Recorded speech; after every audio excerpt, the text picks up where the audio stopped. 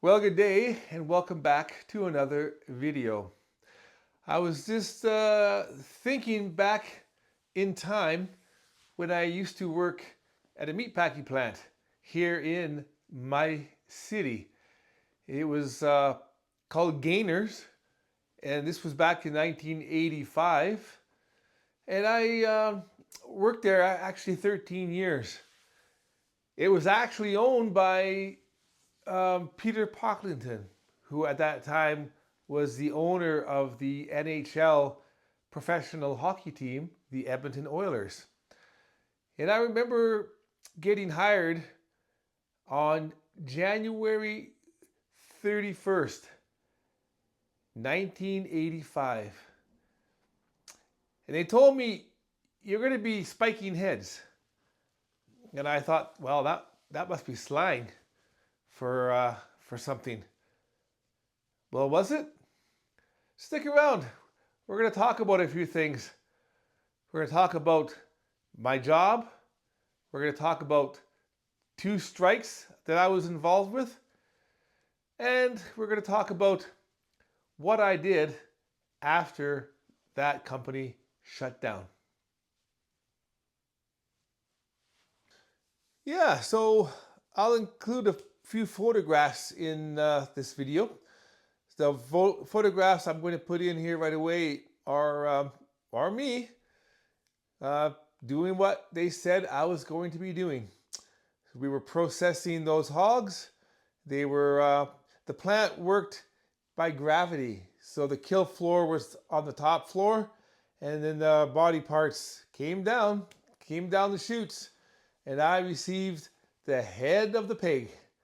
So yeah, it was quite an interesting job. I would slam the heads down on these spikes, and then we would process the meat off of the head.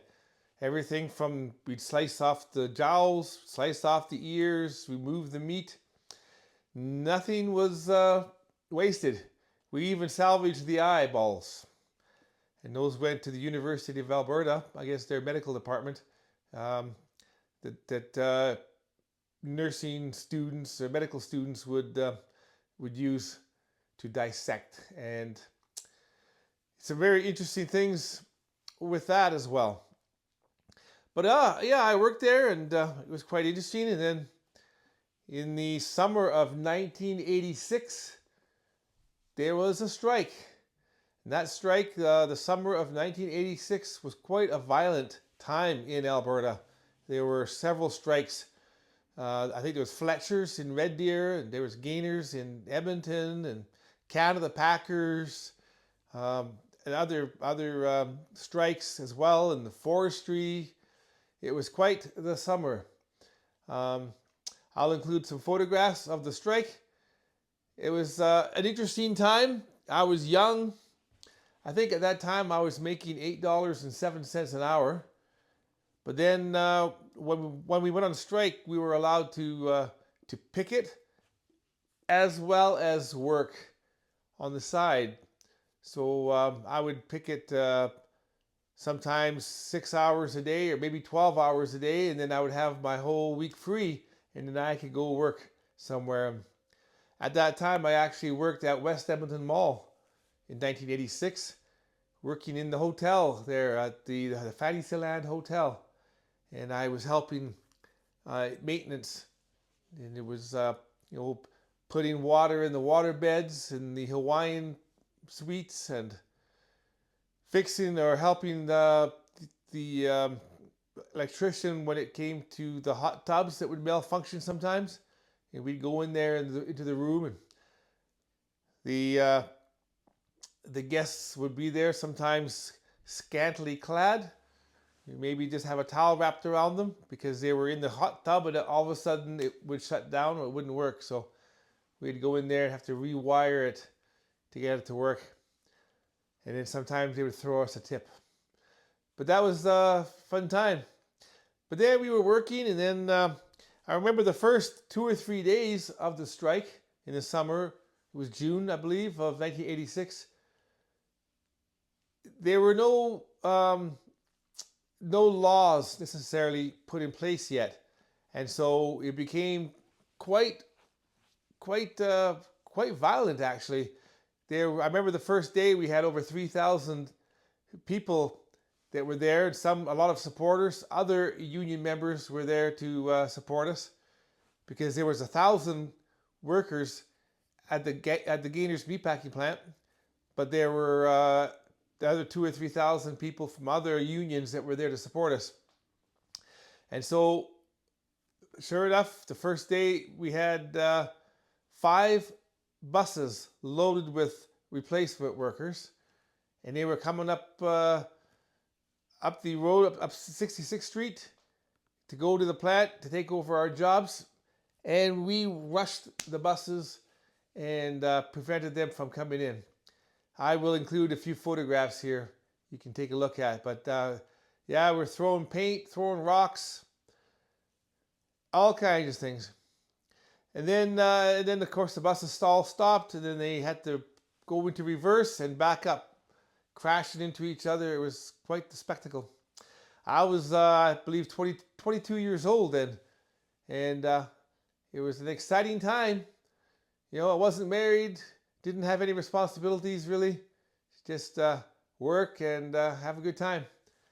So for a young guy, it was from a small town. That was an exciting time. But then after about 3 days, the courts put out an injunction, and we had a lot of police officers. I think we had at least 60 or more police gathered around the front gate. And you'll see the police cars. The police cars back in those days were yellow and white. Now everything is black and white, and everything is more militarized. But back in the 80s, it was a different time. And so you'll see in some of the photographs, you know, we were standing around with our on strike signs, camaraderie, boycotting the sale of meat products. So we actually got the province and most of Canada to get on our side and not buy Gainers products. So I heard at one time there was something like $22 million was lost between the company and workers and strikes and whatnot. So you never really recover that. And I would have been there the rest of my life working there. I'd still be there if the place didn't close down, because the strike lasted about 6.5 months, and got things ironed out. Went back to work. Then the plant was sold to Burns Meats. Burns took over for about 4 or 5 years, and then they sold it. And then Maple Leaf Meats. Maple Leaf took over by Michael McCain. That was the McCain dynasty from back out east. So, yeah, and then the grumbling started, and we went on strike again. But the company said, if you go on strike, we're going to close the plant down. And then in 1997, we went on strike. And I remember my son was only a year old, and he was on the picket line with us in his stroller. I do have photographs downstairs of that as well, but he had a on strike cloth sign on him. And crazy times, the things we do. But yeah, I just thought I would just do a quick video on that. I know some folks wanted me to talk about a few things. Maybe I'll do a video also on how Edmonton has changed over the years. When I moved here in '85, and I was involved with the nightclub scene in the '80s, '85, '86, '87, '88. You know, going to some of the nightclubs and carrying on with a bunch of friends. It was crazy times back then. People maybe people who are familiar with Edmonton remember the name Barry T's, Goose Looney's, the what's it called? The something about Corral there. The something about Cook County Saloon. It's actually still around. So maybe I'll do a video on that, you know, on restaurants, what's it called? Maxwell Taylor's, Moxie's, and all these nightclubs and restaurants and bars. You know, the Bridge, the Greenhouse.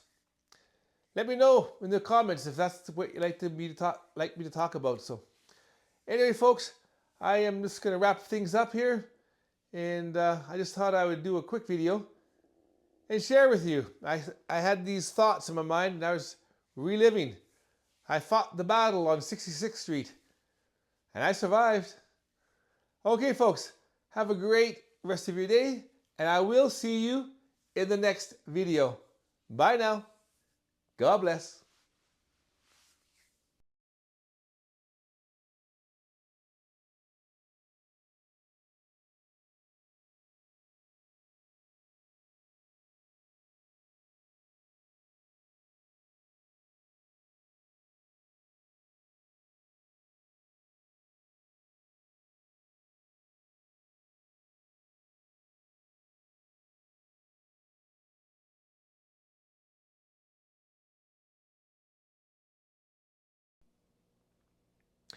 Oh, I almost forgot to mention that, yeah, once that job was done, the company closed down in 1997.